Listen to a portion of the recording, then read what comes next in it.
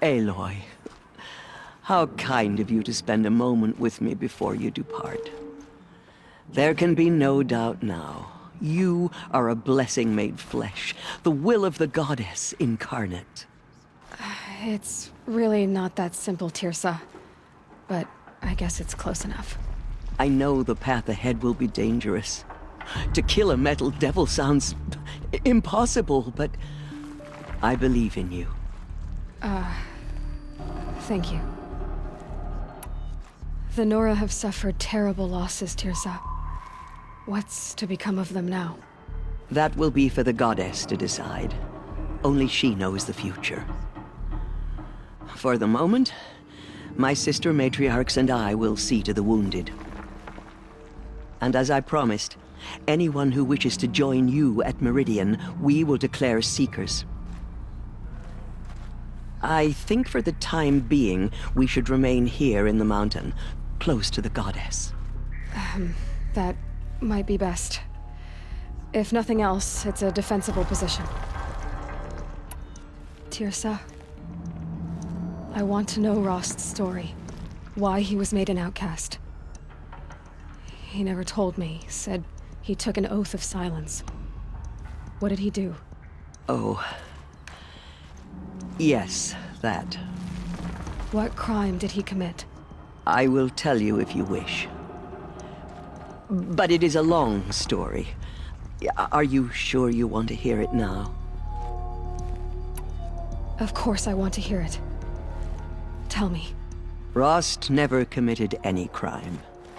He was an outcast by choice. What? What do you mean? Many years ago, before the derangement, before the Red Raids, a band of murderous outlanders, 12 in number, struck without warning. At Mother's Vigil, they took hostages, and then pressed on, headed for Devil's Thirst.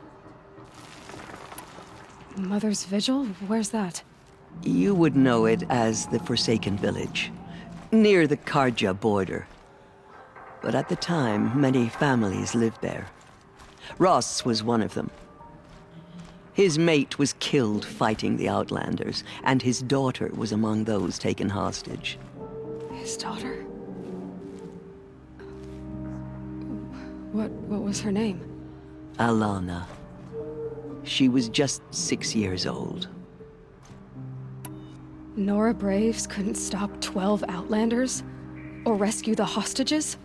It was quite impossible.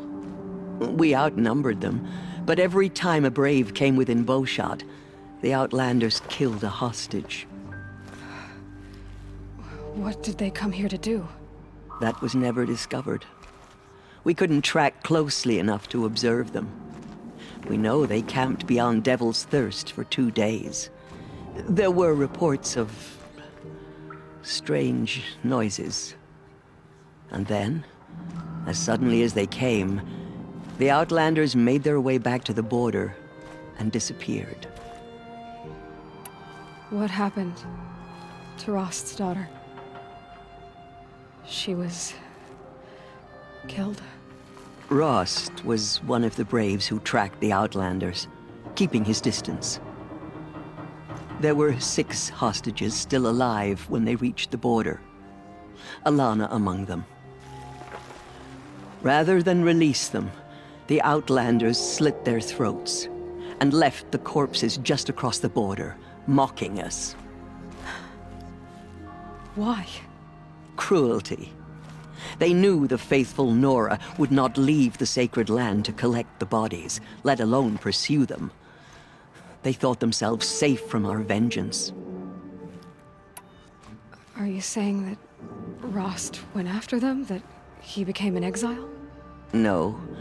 Rost was beside himself with grief, but even so, he would never have broken taboo. Then what did he do? He called upon the most terrible and secret rite of the NORA tribe. He begged to be made a Death Seeker. A Death Seeker?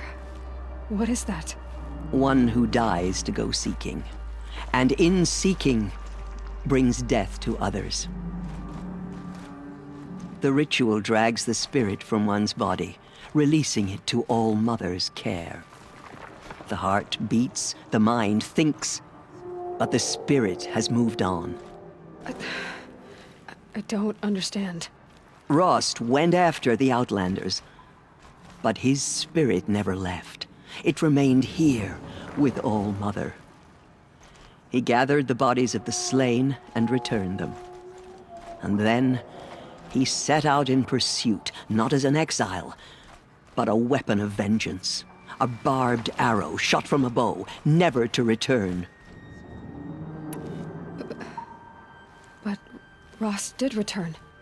Yes, a full year later, and terribly wounded. He collapsed at the border of the sacred land. A hunting party came upon him. He was delirious, in agony. By law, he should have died where he lay.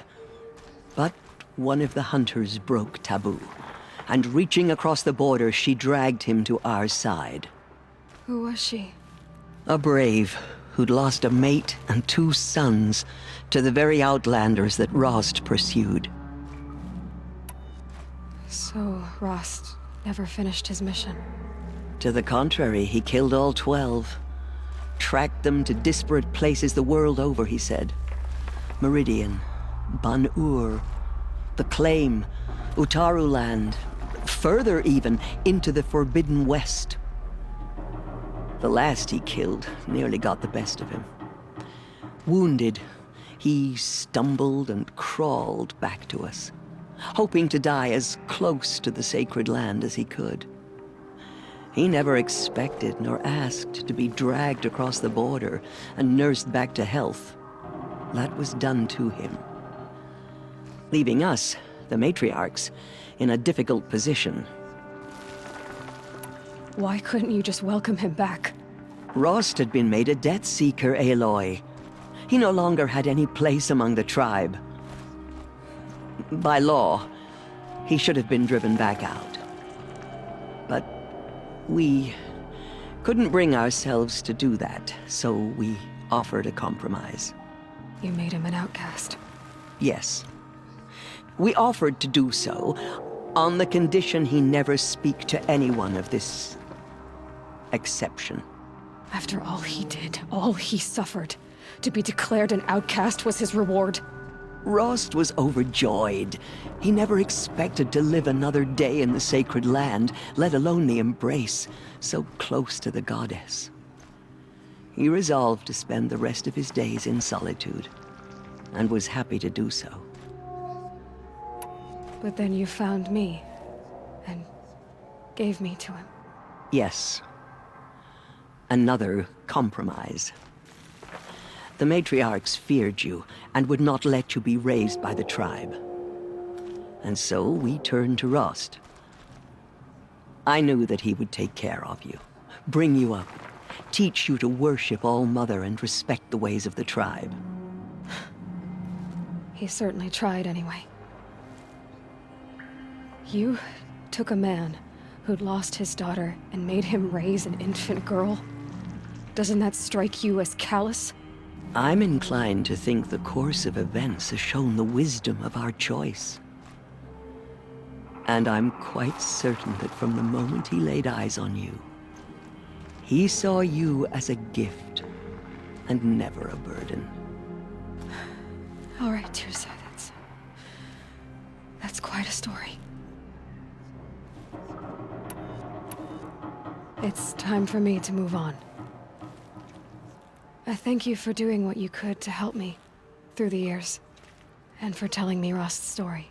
I wish I could have done more, but I am just one woman. As am I. No need to sell ourselves short. Oh, thank you, Aloy. I will pray for you. Okay, I guess it can't hurt.